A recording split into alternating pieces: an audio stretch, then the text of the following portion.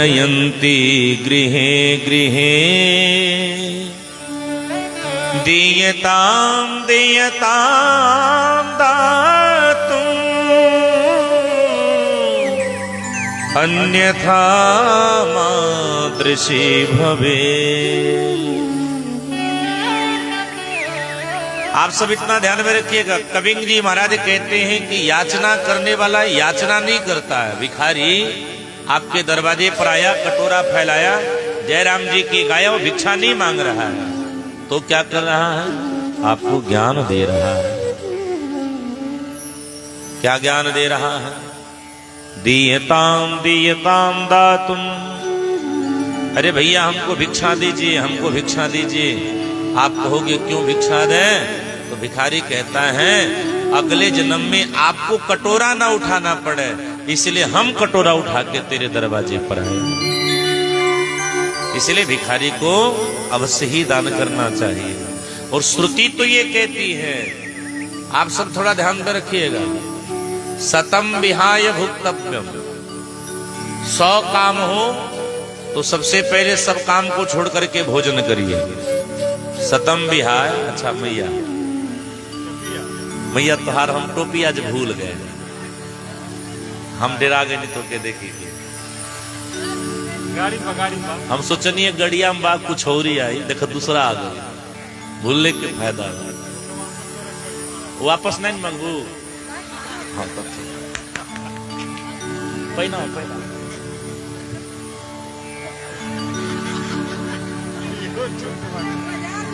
माई तो चिंता न करे कि हम पहना ला चुरका चुरकी खोल ले गड़बड़ा, चुरकिया पीछे बनल बा, खोल ले।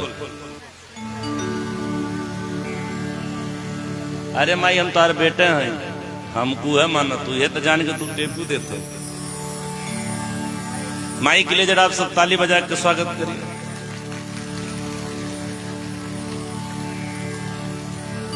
हाँ, टोपियो आयल दक्षिणों आयल। जय हनुमान। यही ना भारत की ममता है।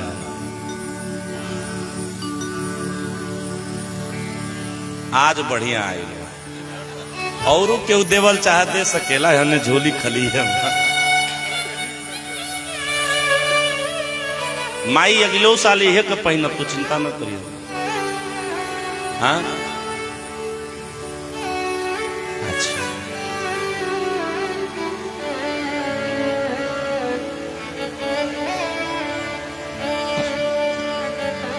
बोलो श्री सीता रामचंद्र भगवान की जय। सबसे पहले मैया को प्रणाम। हाँ, सही में हम एक बात कहें, हम झूठ नहीं कह रहे, हम टोपी खरीदने वाले थे, लेकिन माई के हृदय में हमारे भगवान प्रवेश कर गए, हमको मिल गई, हमारा पैसा बच गया, हम खुश हो गए। 200 रुपया बचल तो हाँ। सतम विहाय भुक्तव्यम सहस्त्रम स्नानं च आचरे लक्षं विहाय दातव्यम कोटिं त्यक्त्वा हरिं भजे। शास्त्र कहता है कि 100 काम अगर हो, भोजन करने का अगर समय आ गया हो तो सबसे पहले भोजन करिए। आजकल हम लोगों को सबसे ज्यादा गैस की समस्या क्यों हो रही पता है? क्योंकि भोजन का हमारा समय बदल गया। और केवल भोजन का समय नहीं बदल गया, हमारा आपका भोजन भी बदल गया। अब हमें घर की दाल रोटी अच्छी नहीं लगती। क्या अच्छी लगती है? बोले बाजार की चाउमीन, बर्गर, मोमो अच्छी लगने लगी। और जिसके कारण होने क्या लगे हैं? बोले हमारी सारी बीमारियां आरंभ हो गई हैं। आजकल एक मैगी की पैकेट आती है, मैगी 2 मिनट में एकदम नाश्ता बन के तैयार। कितनी मूर्खता का परिचय दिया गया। सड़ा गला 2 मिनट में बना के खा लेते हो, लेकिन 5 मिनट में बनने वाली खिचड़ी हमें अब अच्छी नहीं लग रही है। भोजन जब व्यक्ति का बदलता है तो व्यक्ति का भाव भी बदल जाता है। इसलिए भोजन को सबसे पहले समय से करिए। 100 काम हो, भोजन का समय हो गया हो, पहले भोजन करिए। सहस्त्रम स्नानम चयाचरे, 1000 कार्य हो, स्नान करने का समय आ गया हो तो पहले नहाइए, पर ठंडी में नहीं। हाँ, ठंडी में तो बहुत लोग 2-2, 3-3 दिन नहाते ना हो। सही है क्या? इसमें भी कुछ लोग ऐसे बैठे होंगे जो 2 दिन तक पानी गिरले हो ही गए। जरूर इसमें कुछ लोग बैठे होंगे, हाथ उठवाए जाते एक दो हाथ उठ ही जाए। हाँ, अरे ऐसे तो एक कहावत है, अच्छे पूत के 3 नहान, अच्छे पूत के 3 नहान, खिचड़ी, सतुआ और भगवान, अच्छे पूत के 3 नहान। लेकिन हमारी एक प्रार्थना है, नित्य स्नान करिए। लक्ष्यम विहाय दातव्यम, 1,00,000 कार्य आपके दरवाजे पर हो, लेकिन अगर दरवाजे पर भिखारी आकर के जयराम जी की कर जाए तो आप भिखारी को पहले भिक्षा दीजिए। देखिए हमारी माताएं, आपके द्वार से भिखारी अगर वापस लौट गया तो आपका तो कुछ नहीं, आपके नजर में देख कुछ नहीं लेकर के जाएगा, लेकिन परमार्थ दृष्टि से आपके 24 घंटे का वो पुण्य कर्म लेकर चला जाता है। इसलिए जरूर भिखारी को कुछ न कुछ भिक्षा अवश्य ही दीजिए। और सबसे अंतिम सूत्र क्या है? कोटिम त्यक्त्वा हरिम भजेत। 1 करोड़ कार्य हो, अगर कहीं परमात्मा का स्मरण हो रहा हो तो सभी कार्यों को रोक करके परमात्मा का स्मरण करिए। क्योंकि ध्यान में रखिएगा, भोजन में मात्रा है, भोजन में क्या है? मात्रा है। इसलिए भोजन मात्रा से अधिक होती है तो अपच हो जाता है, गैस बढ़ जाती है। कई लोग कहते भैया क्या करें, तन भोजन बढ़िया बन गया था, ठीस के खा लिया सो पेटवा दुखने लगा। भोजन की मात्रा है, इसलिए भोजन सुख तब देता है जब मात्रा के कम हो। इसलिए हमारे यहाँ कहा गया है, 4 रोटी की भूख हो तो 3.5 ही रोटी खाओ, आधे रोटी का पानी पी जाओ, तब भोजन आनंद देने वाला है।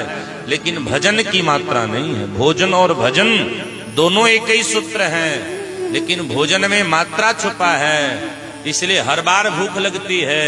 और भजन में कोई मात्रा नहीं है, इसलिए भजन जितना कर लो वो अपच देने वाली नहीं है।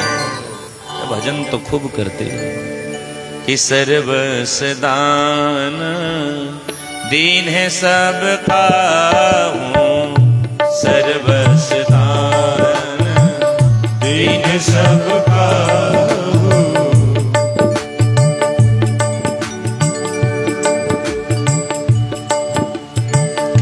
सर्वस दान दीन सबका हूँ, सर्वस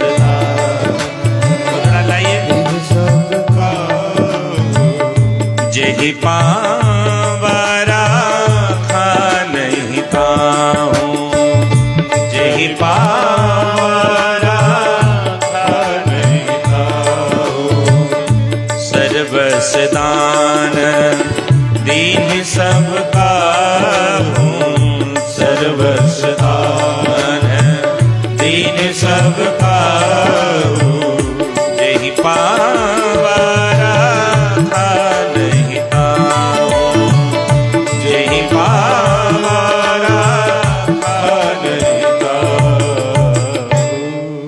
अगर किसी ने दिया तो महाराज दशरथ जी ने दान किया है। ध्यान में रखिएगा, सर्वस्व दान दीन सब काऊं। जो भी मांगने आ रहे हैं सब दान लुटा जा रहे हैं। दशरथ जी के सर्वस्व कौन है, ये ध्यान रखने योग्य बात है। दशरथ जी के सर्वस्व है प्रभु राम। कौन है? प्रभु राम। इसलिए दशरथ जी के आंगन में जो कोई बधाई गाने आ रहा है, जो कोई अपनी झोली फैला करके दशरथ जी से मांग रहा है, प्रभु हमको भी कुछ बधाई देते जाइए। दशरथ जी करते क्या हैं? पालने से राम जी को उठाते हैं और उसके झोली में अर्पण कर देते हैं। ले ये तेरे ही हैं, तू अपना रख ले। लेकिन धन्य है अयोध्यावासी, राम जी को चूमते हैं, राम जी की अलाय बलाय करते हैं और पुनः राम जी को वापस करके चले जाते हैं। पूत सपूत जनों जसुदा,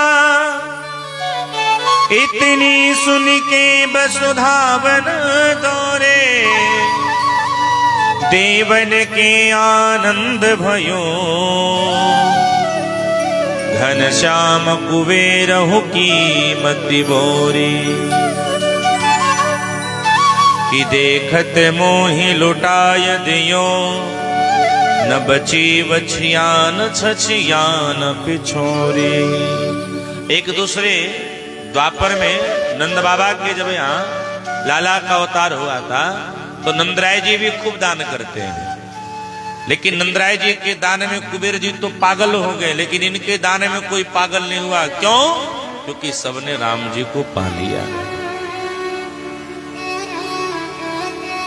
पागल कौन है?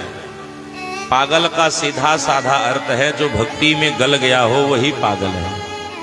जो भक्ति में गल गया हो वही पागल है। पा मतलब प्रभु, गल मतलब घुल जाना। जो परमात्मा के भक्ति में घुल जाए असली वही पागल है।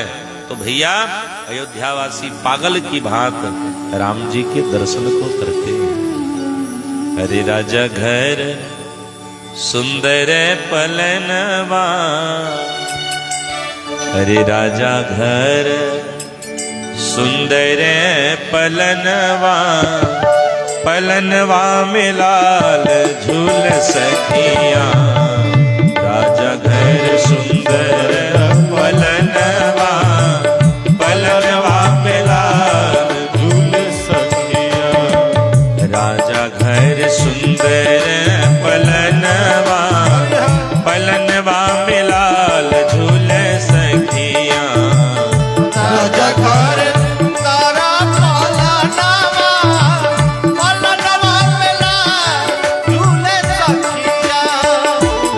झूल सखिया, लाल झूल सखिया, लाल झूल सखिया। गाइए लाल झूल सखिया।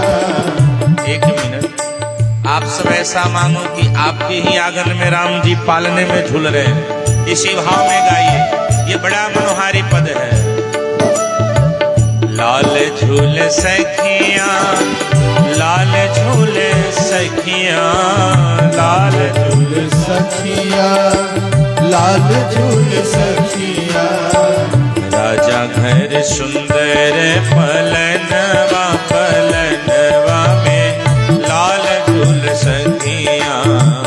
राजा घर सुंदर पलनवा, पलनवा में। जय हो।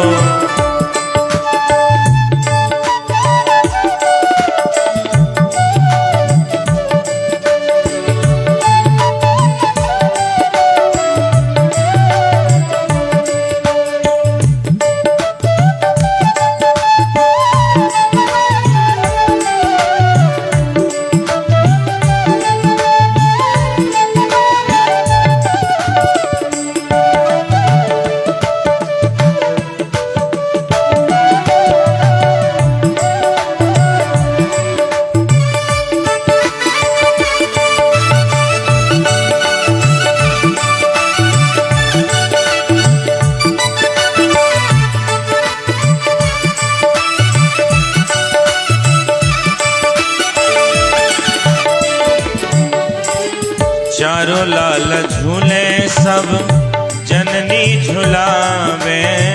चारों लाल झूले सब जननी झुलावे। जननी झुलावे आरो लोरिया सुनावे। जननी झुलावे आरो लोरिया सुनावे। श्री महाराज के आंगनवा, श्री महाराज के आंगनवा, पलनवा में लाल झूल सखिया। राजा घर पलनवा, पलनवा में लाल झूल सखिया। राजा घर सुंदर पलनवा, पलनवा में लाल झूल सखिया।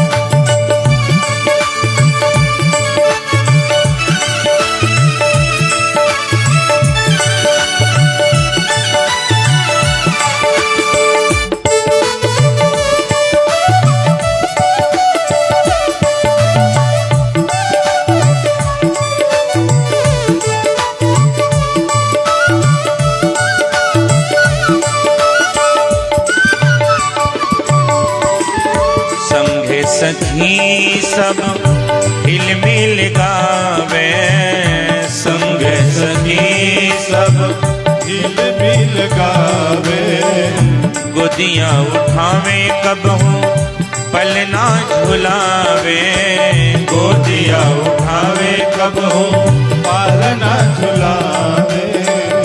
हर शीत बरसे सुमनवा, हर शीत बरसे सुमनवा, पलनवा में लाल झूल सखिया, राजा घर सुंदर पलनवा, पलनवा में लाल झूल सखिया।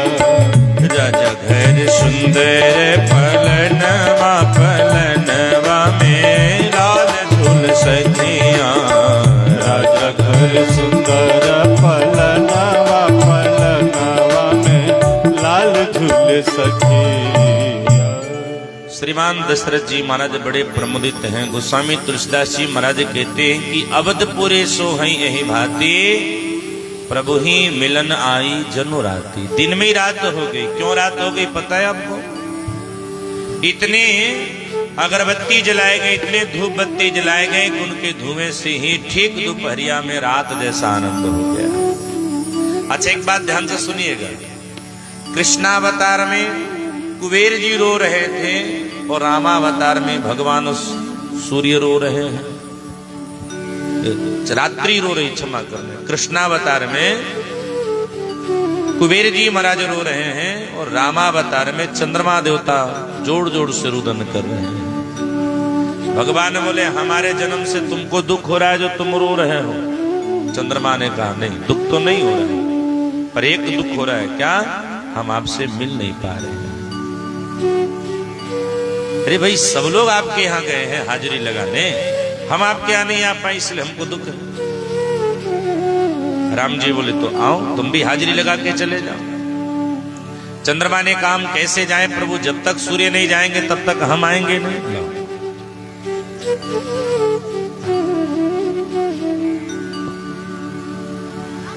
हाँ, ये आर्यन जी और अंकुश जी दो छोटे छोटे बाल गोपाल, बोलने में कथा क्रम टूट जाती है, दोष लगता है, इसलिए हम नहीं बोलते हैं। जोड़ से बोलो जय सिया राम, सब जोड़ से बोलिए ना जय सिया राम। भगवान बोले तो तुम भी आ जाओ, तुमको कौन रोकता है? चंद्रमा ने कहा प्रभु हम कैसे आए? बोले क्यों, क्या दिक्कत है? बोले जब सूर्य जाएंगे तब तो हम आएंगे। कि कौतुक देख पतंग भुलाना, एक मास ते जात न जाना। अरे इतनी अयोध्या का उत्सव देख करके सूर्य देवता जाना ही भूल गए। इसलिए गोस्वामी जी ने कहा है कि मास दिवस कर दिवस भाव, मरम न जाने को।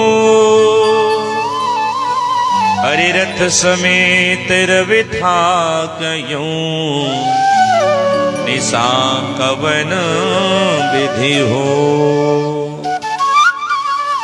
एक महीने का दिन ही दिन हो गया, सूर्य देवता गए ही नहीं। सूर्य देवता एक महीने नित्य प्रति भगवान का दर्शन कर रहे हैं।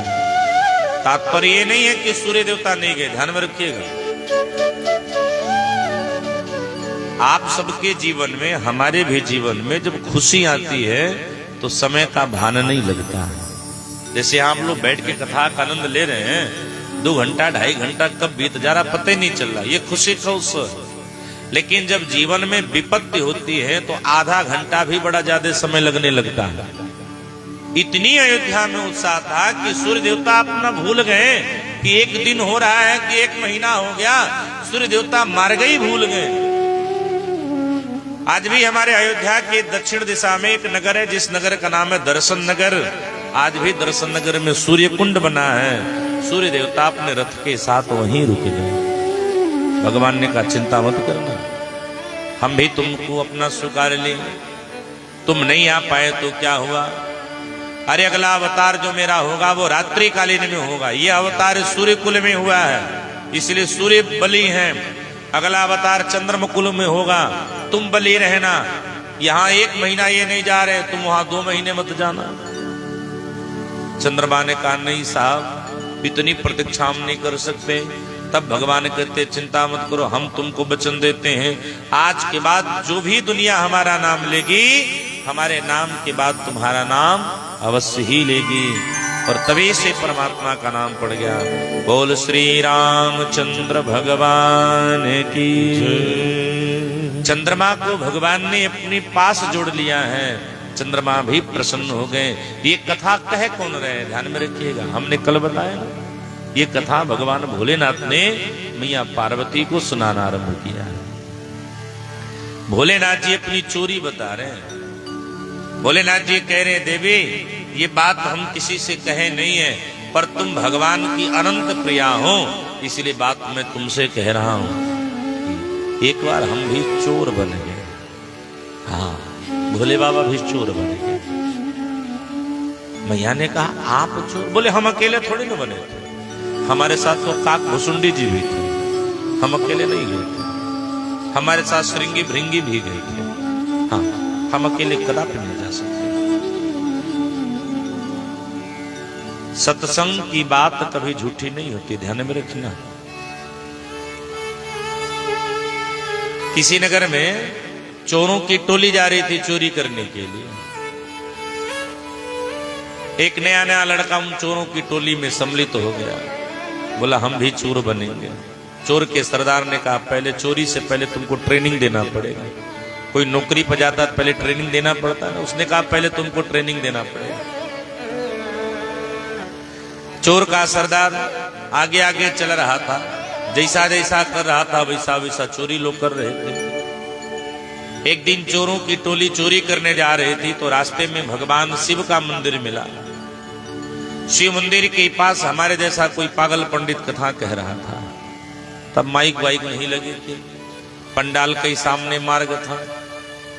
पंडित जी कथा कह रहे थे, चोर का सरदार रुक गया, बोले रुको, ये पंडित जी लोगों की बात सही हो जाती है, कथा ये में जो कोई सुन लो, अगर मन से सुन लो तो जीवन में उतर ही जाती है, इसलिए कथा बंद हो तब निकलना। पंडित जी बोले हम कथवा नहीं बंद करेंगे, पूरी रात हम आज कथा कहेंगे।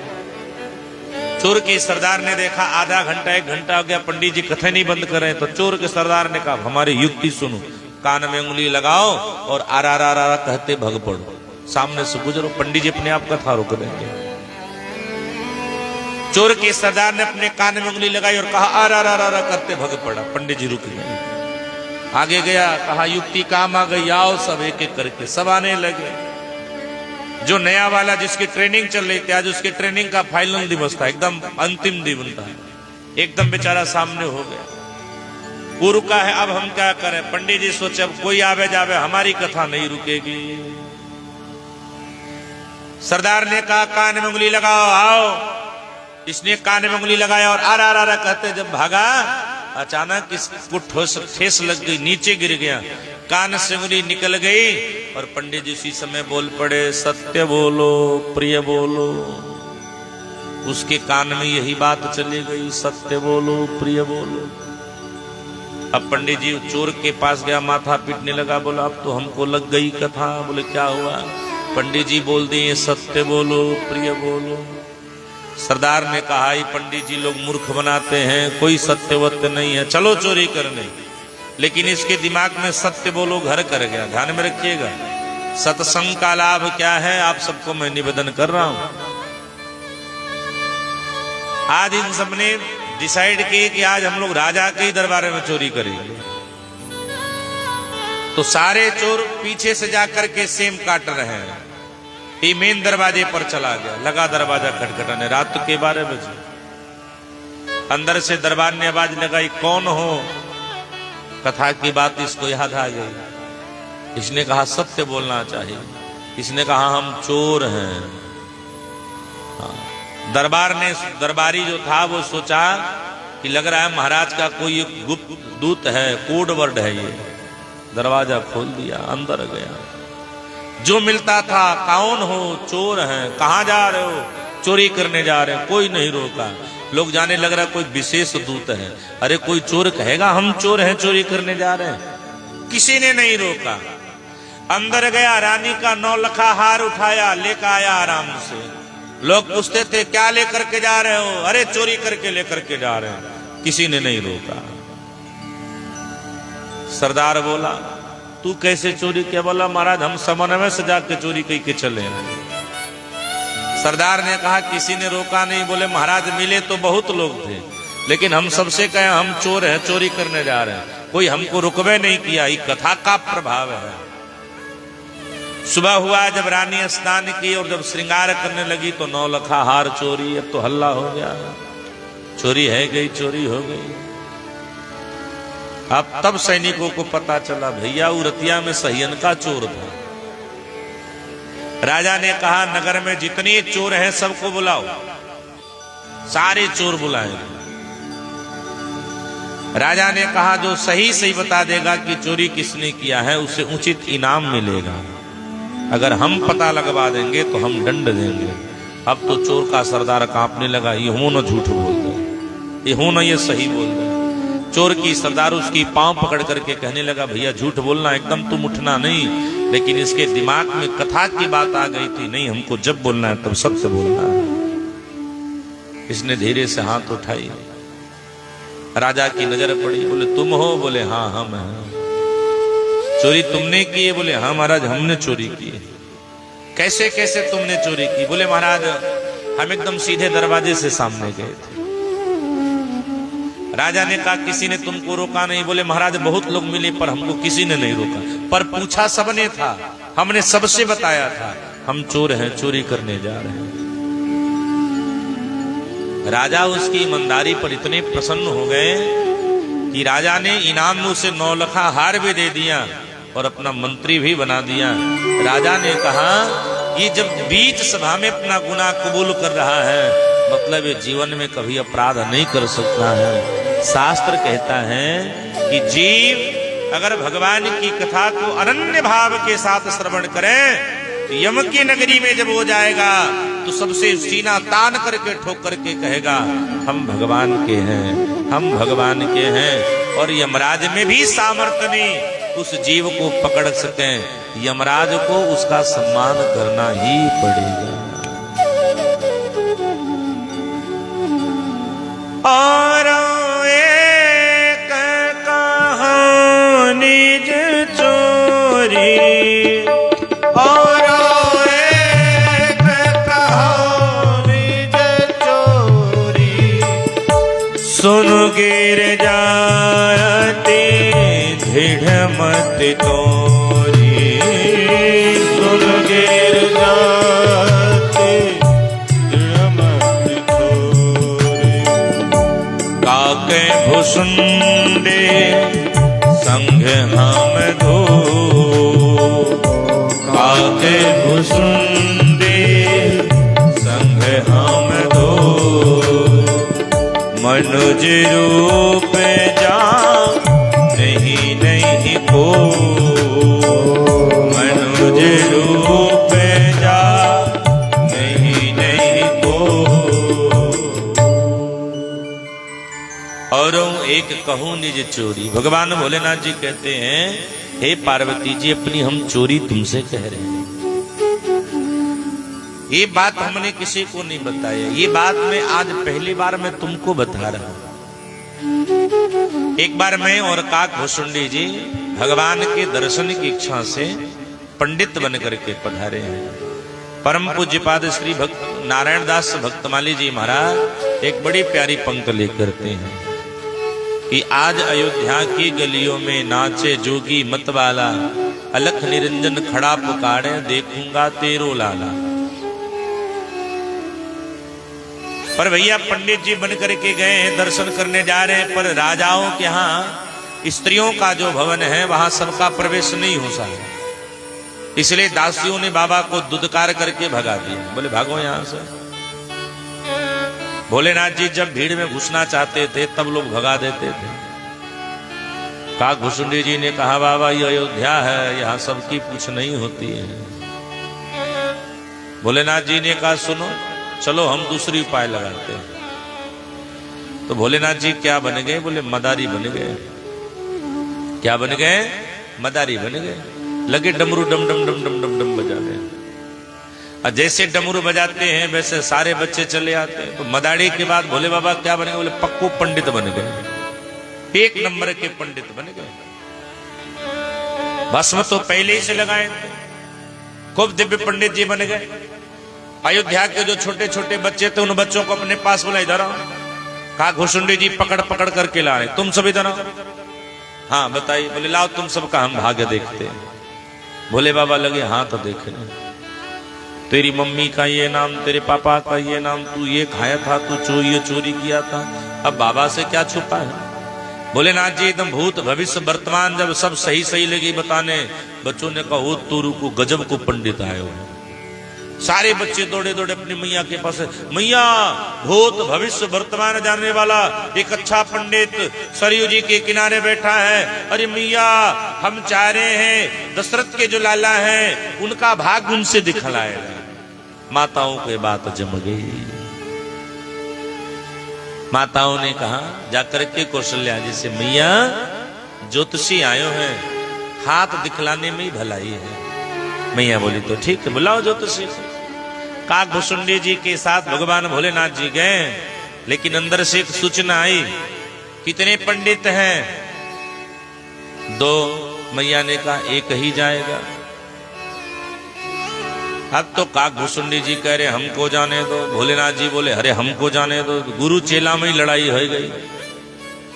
ऐसा लगा कि काकभुसुंडी जी भगवान को मार बैठेंगे। भोलेनाथ जी ने कहा भैया तू हमारी बात ध्यान से सुनना, हम तेरे गुरु जी हैं, हम पर भरोसा है। काकभुसुंडी जी ने कहा है, पर दर्शन के ताई भरोसा नहीं है। जोर से बोलिए जय सिया राम। अभी हम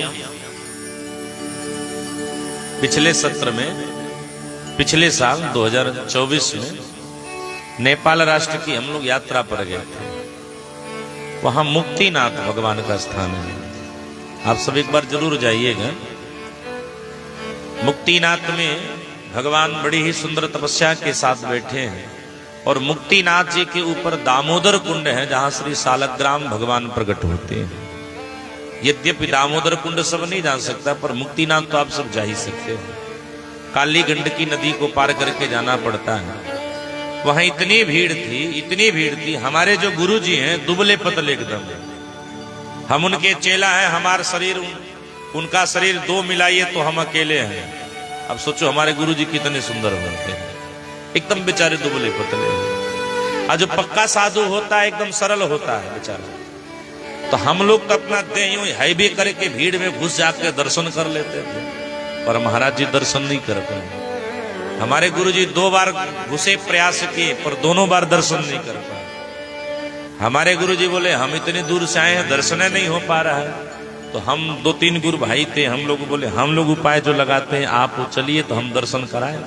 बोले गुरु जी गजब है, अब गुरु को चेला दर्शन कराएगा। हम बोले प्रभु का दर्शन कर लीजिए, गुरु चेला देखेंगे तो लटके रह जाएंगे, मंदिर बंद होने वाली है। तो गुरु जी बोले बताओ क्या उपाय है। हम 2 लोगों ने कहा हम लोग के हाथ पर बैठ जाइए। 2 गुरु भाई ऐसे हाथ पकड़े, एक गुरु भाई पीछे से। हम बोले यहीं बैठिए, चलिए, हिलाते हुए लेकर के चलेंगे। हम लोग चिल्लाने लगे भगिए भगिए, मरीज आया है, मरीज आया है, मरीज आया है। दिव्य दर्शन हुआ। काकभुसुंडी जी ने वही कहा कि प्रभु के दर्शन में गुरु चेला का भाव नहीं है, प्रभु जैसे मिल जाए वही असली भाव है। भोलेनाथ जी ने कहा हमको जाने दे भैया, हम जाएंगे, हम विश्वास दिलाते हैं कि हम तुम्हें जरूर बुलाएंगे। भगवान भोलेनाथ जी जब मैया के कक्ष में पधारे हैं, मैया के गोद में जब भगवान भोलेनाथ जी ने राम जी का जब दर्शन किया है, भोलेनाथ जी को समाधि लग गई। बाबा अखंड समाधि में चले गए। मैया कौशल्या जी सोची लग रहा पंडित जी तो यहीं टपक गए। अब तो कौशल्या जी ने 2 दासियों से कहा अरे बाबा को जगाओ, नहीं तो भोज भंडारा लग जाए, दरवाजे पर पंडित जी मर जाए तो ब्रह्म हत्या लग जाती है। 2 दासियां बाबा की हाथ को पकड़ करके हिलाने लगे, बोले बाबा हैं कि गए, हैं कि गए। कुछ देर बाद बाबा की जब आंख खुली, बोले नहीं हम तो हैं ही हैं। मैया बोली महाराज मरना हो तो अयोध्या के बाहर जाके मरिए, यहाँ मरोगे तो हम अयोध्या वासियों को ब्रह्म हत्या का दोष लग जाएगा, ये झूठ झमेले में दोष को झेलना पड़ेगा। बाबा ने कहा नहीं मैया तेरे लाला इतने सुंदर है ना कि देख करके मन एकदम निहाल हो गया। मैया ने कहा तो भाग्य देखिए ना। तब बाबा बोले देवी हम थोड़े बूढ़े हो गए हैं, आंखों से दिखलाई कम पड़ता है। आपके लाला के हाथ जो बड़े महीन महीन हैं, बड़े कोमल हाथ हैं, हम छुए कहीं हमारे छूने से इनके हाथन में पीड़ा ना हो जाए। अब ऐसे आंखों से दिखलाई कम पड़ता है। बाहर हमारा चेला बैठा, उसकी रोशनी तेज है। हम आपसे यही प्रार्थना करेंगे कि चेला को बुलाइए, वो रेखा देखेगा, भाग्य का वर्णन हम करेंगे। और ध्यान में रखिएगा भगवान भोलेनाथ जी ने एक एक भाग्य बताई है।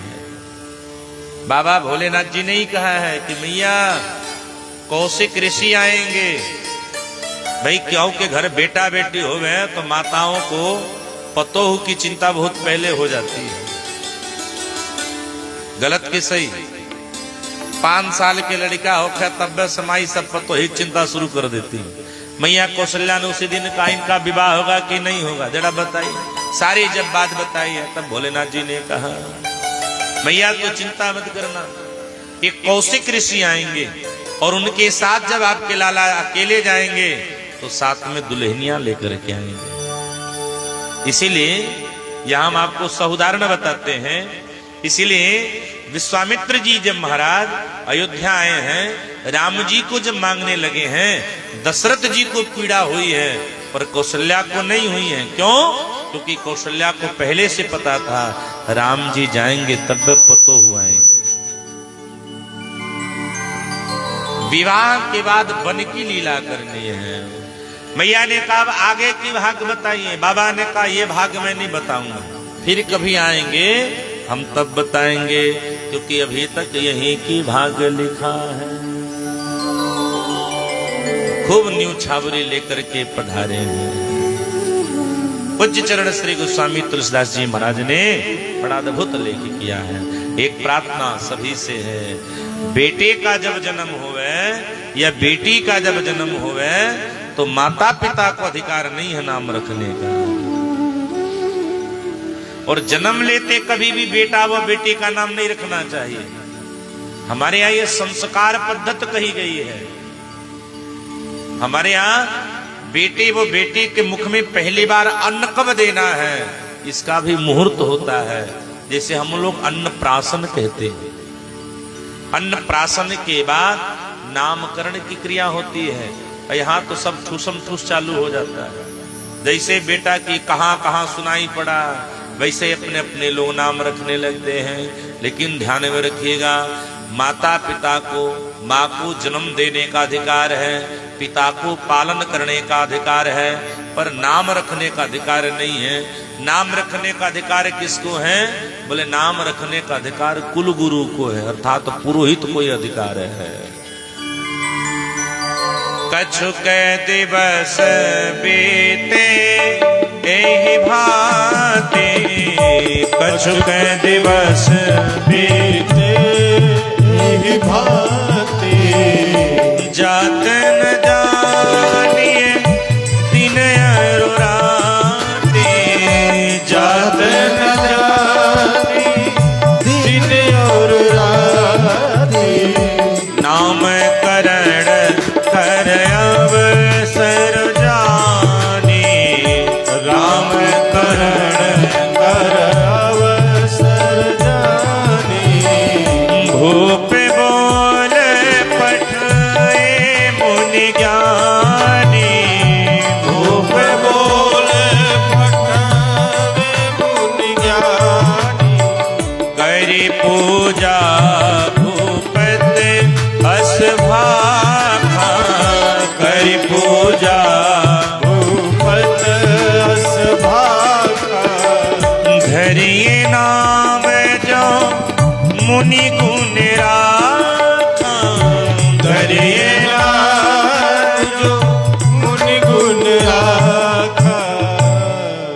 अब यहाँ एक थोड़ी चौपाई को बड़े ध्यान से सुनिएगा, पढ़िएगा, आपको अर्थ एकदम समझ आ जाएगा। नामकरण की जब समय आई है तो दशरथ जी महाराज पूज्य गुरु जी को निवेदन करने गए वशिष्ठ जी के पास। वशिष्ठ जी महाराज अयोध्या में आए हैं। दशरथ जी ने वशिष्ठ जी को प्रणाम किया, उनका चरण वंदन किया, लेकिन दशरथ जी महाराज एक शब्द कह रहे हैं और ये दर्शाता है कि दोनों का संवाद बहुत पहले से आरंभ था। कि धरिए नाम जो मुनि गुनि राखा, ये आधी चौपाई समझिएगा, तो ये बड़ा सुंदर भाव है। धरिए नाम जो मुनि गुनि राखा, इसका तात्पर्य यह है कि वशिष्ठ जी महाराज नाम की चर्चा बहुत पहले से कर रहे थे। आप वाल्मीकि रामायण पढ़ोगे, आपको ये भाव समझ में आ जाए। कई बार ऐसे बात ऐसा होता है ना कि जब हमारा आपका विवाह हो जाता है, संसार का जब हम लोग सुख लेने लगते हैं, तो पति और पत्नी आपस में बात करते हैं कि बेटी होगी तो ये नाम रखा जाएगा, बेटा होगा तो ये नाम रखा जाएगा। ऐसा होता ना चर्चा आपस में। 2-4 साल अगर विवाह के हो गए, बच्चे नहीं आए, तो परिवार के भी लोग ऐसा सोचने लगते हैं, अरे लड़का हो तो ये नाम रखती, लड़की होती तो ये नाम रखते। तो वशिष्ठ जी महाराज बार बार दशरथ जी से पहले कहते थे, जिस दिन आपके घर पुत्र होगा उनका मैं नाम विचार कर लिया हूं, नाम मैं ही रखूंगा और मैं नाम का पहले से विचार करके रखा हूं। इसलिए दशरथ जी आप नाम की चिंता मत करिएगा, नाम तो मैंने पहले से विचार कर लिया है। इसीलिए पूज्य चरण श्री गोस्वामी तुलसीदास जी महाराज कहते हैं कि दशरथ जी महाराज ने जब वशिष्ठ जी को प्रणाम किया है तो प्रणाम करके कहते हैं, धरिए मुनि जो नाम गुण राखा। आपने जो पहले से नाम का विचार किया है, अब उस नाम को रखने का समय आ गया है। इन्हीं के नाम अनेक अनुपा, मैं नृप कहब स्वमति अनुरूपा। वशिष्ठ जी महाराज कहते हैं कि हे दशरथ जी, इनके तो बहुत सारे नाम हैं। अच्छा भैया, भगवान के कितने नाम हैं? बोले संसार में जितनी जिभियां हैं। भाई परमात्मा एक है, पर देखते लोग अनेक भाव से हैं। जैसे अभी तो ठंडक है, पर गर्मी जब चरम सीमा पर बढ़ जाती है, धूप जब खिलखिला करके होता है, तो आप लोग सबकी आंखों पर एक चश्मा देखते होंगे। कौन चश्मा? काला चश्मा।